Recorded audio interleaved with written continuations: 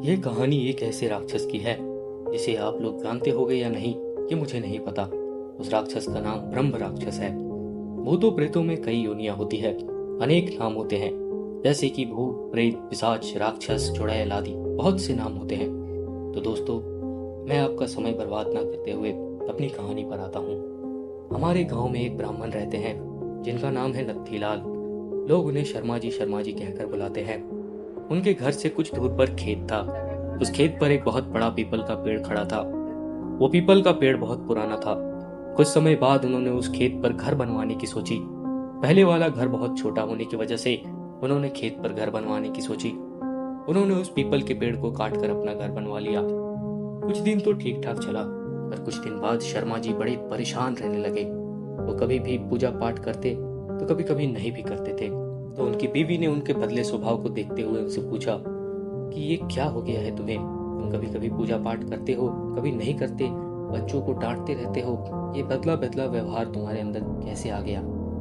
पंडित जी के चेहरे पर मुस्कान आई और वो कहने लगे, मेरे घर को तोड़कर घर तो बनवा लिया और इसे क्या पूजा करने की कह रही हो? सब कुछ मैं ही हूँ, मैं ही भगवान हूँ, इसे पूजा करने की कोई जरूरत नहीं। वो कभी दांत मीचते, कभी बड़े प्यार से बोलते, कभी आंखें लाल तो कभी सही हो जाते थे। उनकी बीवी को शक हो गया कि जरूर किसी भूत प्रेत का साया है, और वो बातें ऐसे करते जैसे कि वो दो लोग हैं। तभी पंडितानी ने उनको बिठाकर आसन लगाकर हनुमान चालीसा पढ़ने लगी। वो सोच रही थी अगर कोई भूत प्रेत होगा तो भाग जाएगा, और पंडित जी पर उसका कोई असर नहीं पड़ा। वो एक टक लगाए देखे जा रहे थे। उसने काफी मंत्र पढ़े, गायत्री मंत्र। तभी पंडित जी की आंखें लाल हुई और कहने लगे, मैं किसी से नहीं डरने वाला, और तू क्या समझ रही है, मैं इसे ऐसे नहीं छोड़ने वाला। तब तक उनका छोटा बेटा वहां आ गया।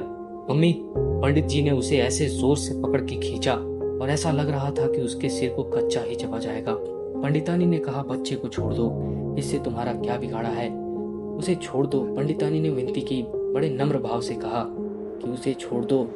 उसने उस बच्चे को छोड़ दिया और कहा कि मैंने तुम्हारे इस नम्र भाव की वजह से इसे छोड़ रखा है, नहीं तो मैं इसे कब का मार चुका होता। उसने फिर पूछा, कौन हो और मेरे पति को तुमने क्यों बस में कर रखा है? आप हमसे चाहते क्या हो? आप हो कौन? तब उसने कहा, अगर अपना भला चाहती हो तो पीपल के पेड़ लगाओ, जितना भी हो सके पेड़ लगाओ, फिर मैं बताऊंगा कि मैं कौन हूँ, फिर मैं चला जाऊंगा। तब पंडित जी की बीवी ने 101 पेड़ पीपल के लगाए। एक दिन उसकी पत्नी ने देखा कि आज पंडित जी सुबह उठकर पूजा करके आ चुके हैं।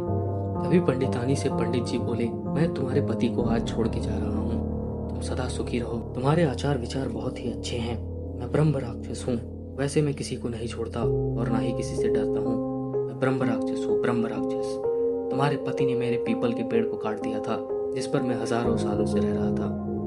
मुझे गुस्सा आया, पर मैं तुम्हारी अच्छाई के कारण मैंने इसे छोड़ दिया और मैं इसे छोड़कर जा रहा हूँ।